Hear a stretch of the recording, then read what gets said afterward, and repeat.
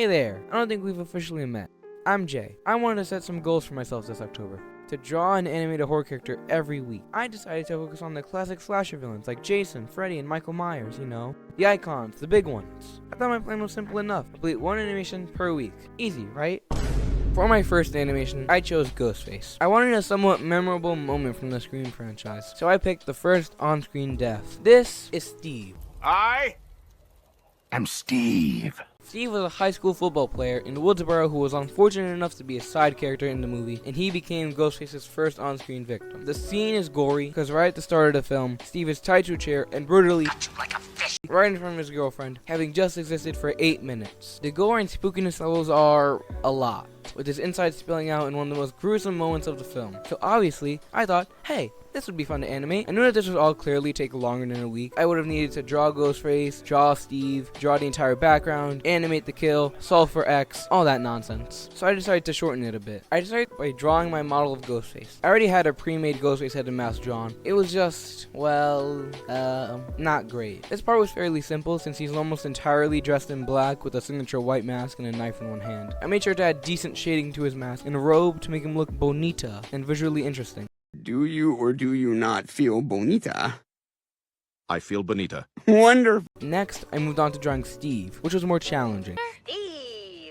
I wanted to make him look fearful and shocked, which was kind of difficult to me, and plus, drawing him tied to a chair was going to take some time as well. I ended up using movie clips and taking reference photos of myself sitting in a chair with tape on my wrist as placeholders. The easiest part about Steve was giving him his bloody forehead and bloody nose that he has in the movie. Without it, Steve just looked a bit bland. At least he had tape over his mouth that covered a good chunk of his face, so I wouldn't have to put in that much work. Next, I worked on the background of the house. I looked at the real house that they used in the film just to get it right. I sketched it out, and decided to use a reference model from an old unfinished project to use as a silhouette for Casey, which added a nice little touch. Then came the actual animation process. I started with the scene focusing on Steve. Then we have Ghostface trotting in from the side of the screen. We go to Steve's POV to reveal Ghostface, where we pan up before he strikes. Something I like to do is a close-up of a character's eyes to show their emotions. To animate the arm rising, I had 4 different arms to match Ghostface's arm movements. Connecting these frames to make a somewhat smooth motion took lots of time since I'm not used to going frame by frame. The animation ends with Ghostface swiping his knife into the screen, which transitions into the title card of Scream 5. That really brought the oomph to the animation. One of the best things, in my opinion, is the sound design. I used a little piece called We All Go a Little Mad from the first movie soundtrack, which plays during the big reveal scene with Billy and Stu. The music and visuals combined, I managed to finish the Ghostface animation by Saturday, October 4th. Personally, I don't think I did too bad.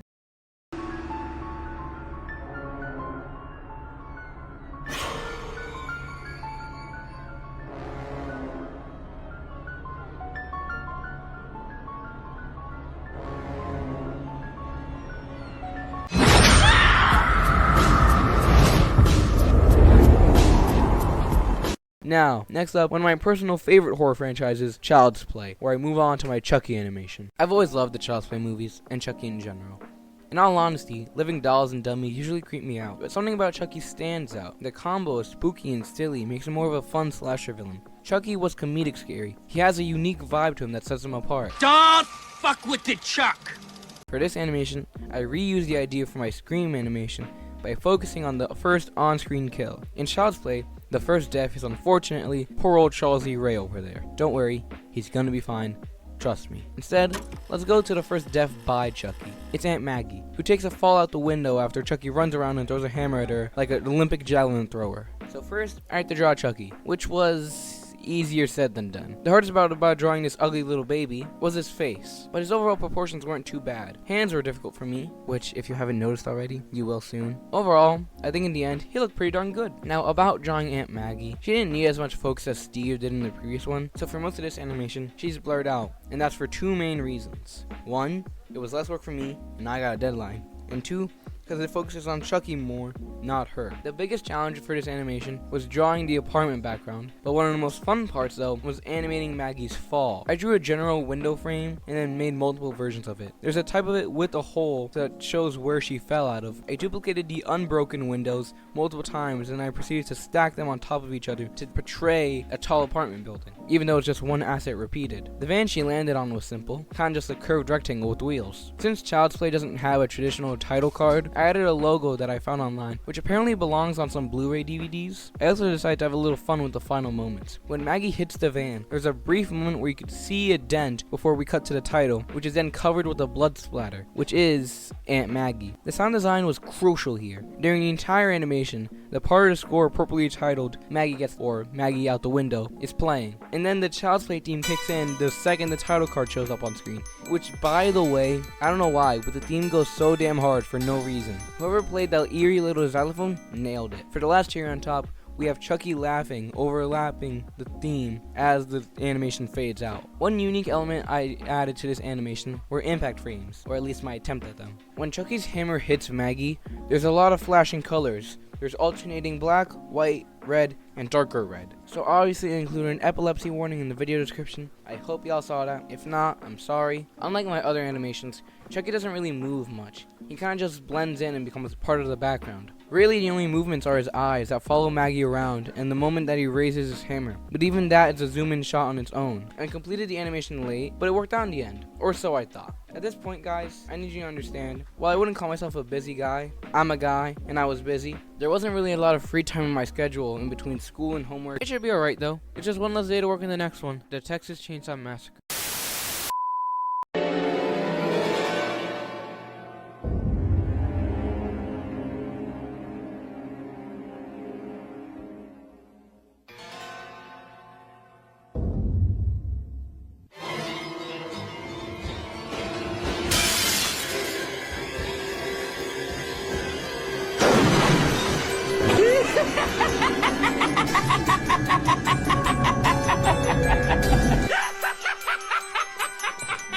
There's only so much I could do with Letterface without having to blur or censor the content, which is a challenge in itself, because Texas Chainsaw is very brutal and very unsettling.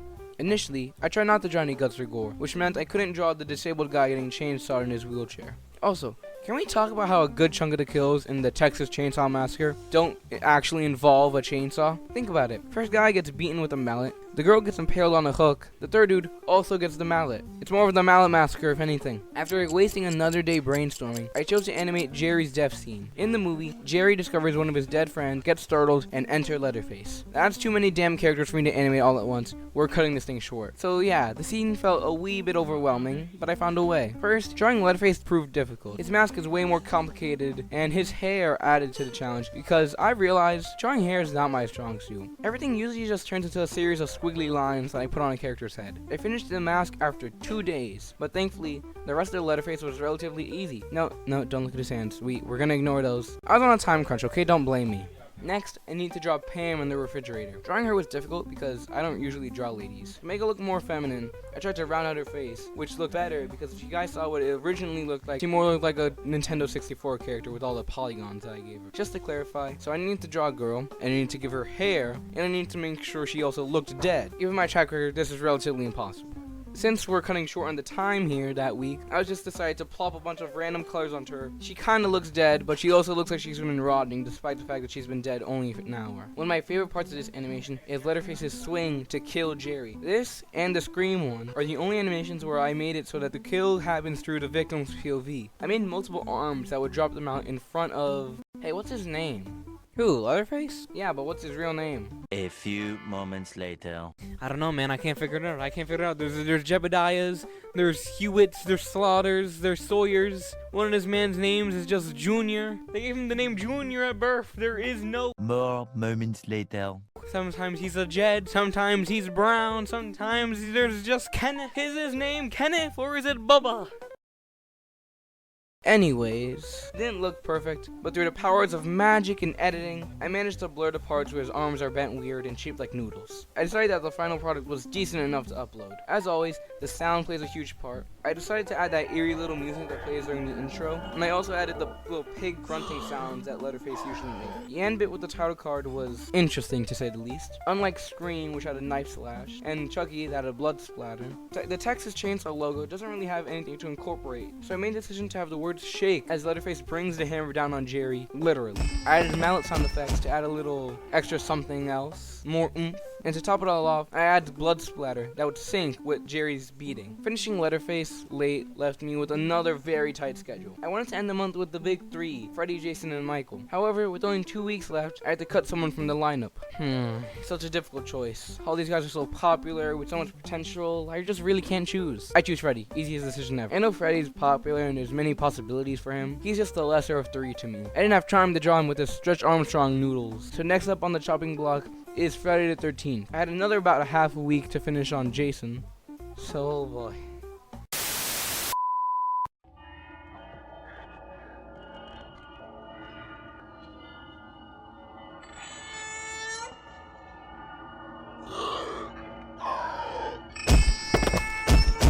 I already had a pre-made Jason model, like Ghostface, but it was even older and looked much worse. So while it was nice to see how much I've improved as an artist, it still stuck because I needed to draw him again. Jason is the only one drawn at a 3/4 angle, and the only one who's not going to have a neutral pose. So he's special compared to the rest of them. The idea was to have a Jason attack from underwater, because that's usually a thing that you see happen in these movies. Baby Jason in part 1, his mom in part 3, it's a part of the video game. But when I googled Friday the 13th waterboat attack, I was just left with knowledge about a naval battle in 1942. The hell is it?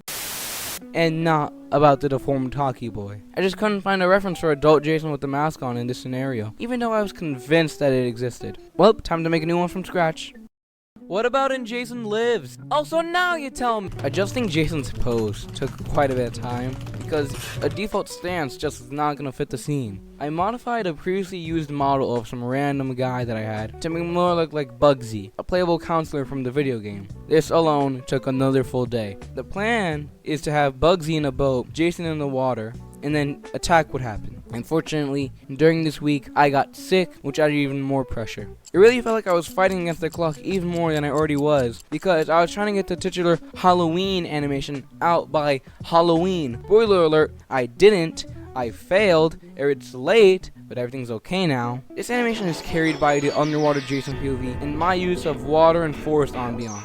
Despite everything, I missed the week deadline, but I eventually completed it and uploaded a somewhat decent Jason animation on the last week of October.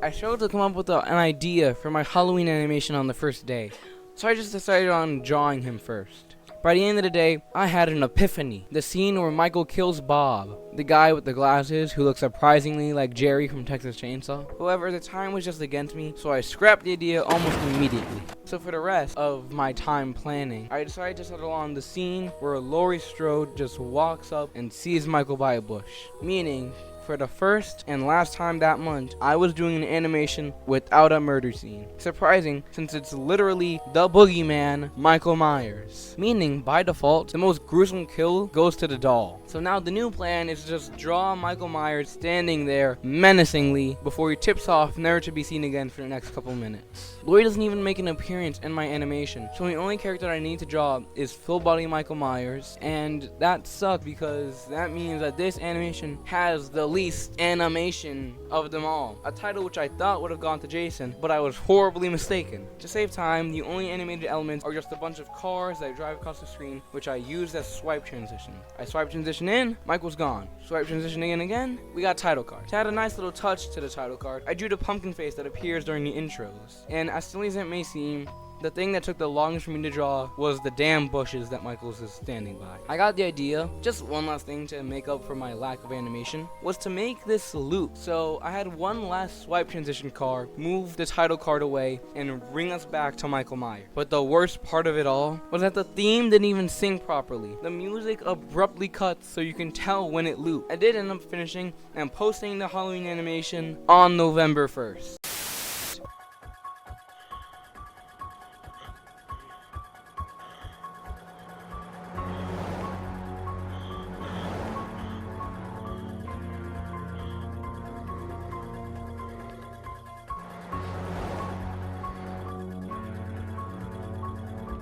it. It was a stressful weekend, and I'm in no hurry to repeat that experience anytime soon. Overall, I think I did good. I learned from this experience. I know I gave myself way too little of a time limit to get way too much done, but somehow I ended up accomplishing it. I think I did good. Everyone was happy in the end. Oh, right. Sorry. Anyways, I really hope y'all enjoyed the animations and the video itself, because I'm attempting to experiment with longer formatted content. Oh, and look at the graph. A good chunk of y'all aren't subscribed. See? It's a big number, so hit the button. Anyways, see you guys later.